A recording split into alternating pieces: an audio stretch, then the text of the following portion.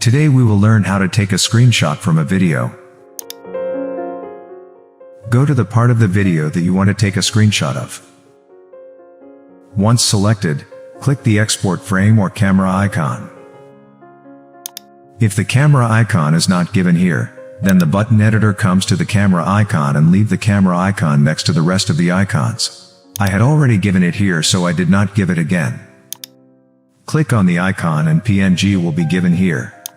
We will JPEG it and select the location where we want to save the file. Go to the location where the screenshot was taken and save the file to see the screenshot. Thanks for watching. Subscribe.